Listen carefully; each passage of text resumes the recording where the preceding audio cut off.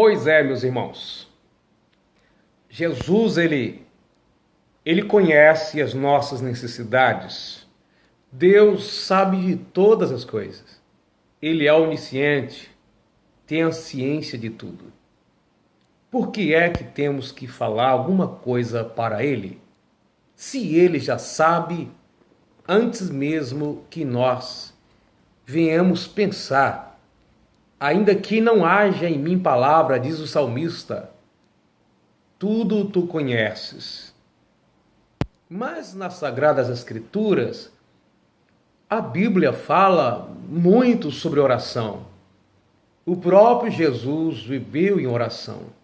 O profeta Elias orou, Moisés viveu em oração. A Ana, mãe de Samuel, orou a Deus. Daniel orou. Enfim, Deus já não conhece as nossas necessidades? Por que é que nós temos a recomendação bíblica para orar? Entre muitas explicações que nós podemos dar, eu quero falar apenas um ponto neste momento com você. Mas antes disso, eu quero ler em Mateus capítulo 6 e o versículo 31. Não andeis, pois, inquietos, dizendo: que comeremos, ou que beberemos, ou com que nos vestiremos? Porque todas essas coisas os gentios os procuram. De certo, o vosso Pai Celestial bem sabe que necessitais de todas essas coisas. Da comida e da vestimenta, o Pai Celestial, ele sabe que nós precisamos. Não precisamos viver inquietos.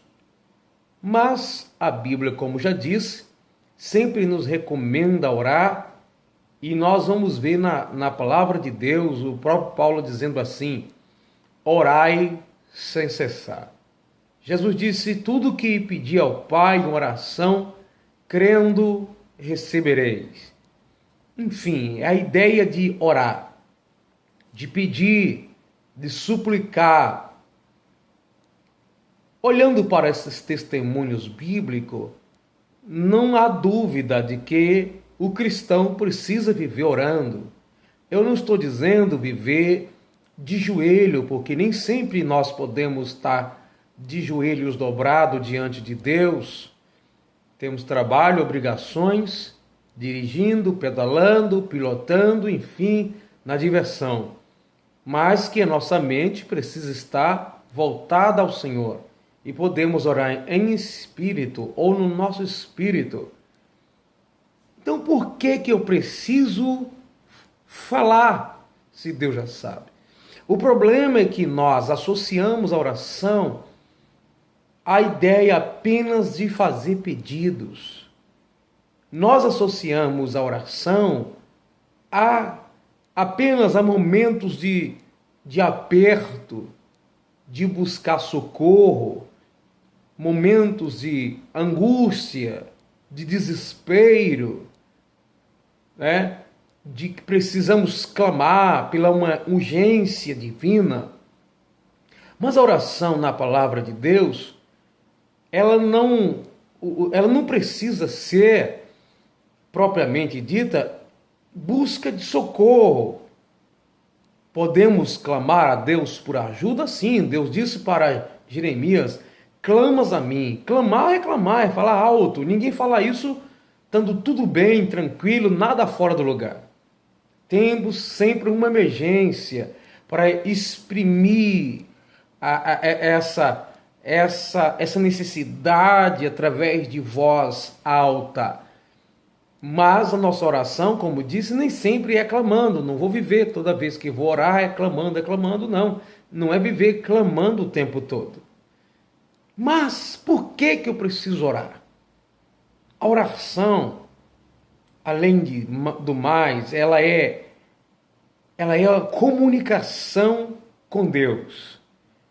Essa comunicação se trata não apenas de uma relação de servo e senhor, de súditos e imperador ou rei, mas também de comunicação de um filho para com seu pai. Independente se esse filho está passando necessidades urgentes ou não, necessidades pessoais. Mas quando eu falo de comunicação, estou falando de amizade, de um bate-papo, de conversar, de ter intimidade, de se relacionar, falar e ouvir, de comunicação de ambas partes. Quando nós temos comunhão com Deus, nós falamos na oração e Deus fala também conosco. Quando a nossa oração é apenas de socorro, nós falamos e as nossas necessidades interior que grita, mas não conseguimos ouvir a voz de Deus e muitas vezes levantamos da oração mais desesperado ainda. Mas quando a nossa oração é de comunhão, é de intimidade, a gente levanta com o coração alegre, contente, tendo a certeza não apenas da vitória, mas que Deus nos ouviu. E que se Ele não fizer nada daquilo que estamos pedindo, é porque Ele é soberano e eu entendo que Deus faz se Ele quiser. Então, Jesus, quando ensina os discípulos a orar, Ele, tanto em Mateus 6, em Lucas 11, a oração tem um pouco de diferença uma da outra, mas Jesus diz assim: quando vocês for orar, direis assim, Pai Nosso. Então Jesus não está dizendo que é para você toda vez repetir o Pai Nosso, que o Pai Nosso em si, ele não é uma oração. O Pai Nosso é o modelo da sua oração.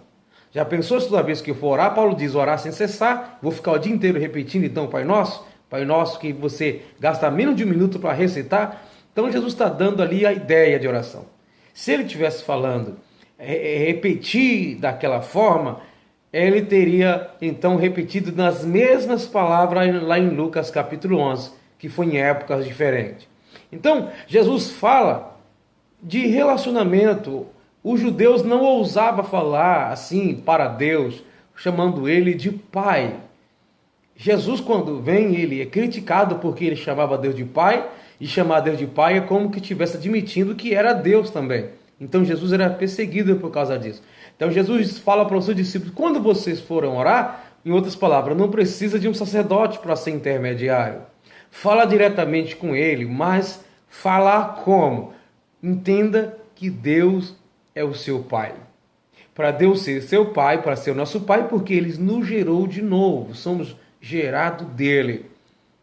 Então, quando for orar, diz meu Pai, nosso Pai, papaizinho, é intimidade, certo? Então, começa diante de Deus como um filho falando com o Pai.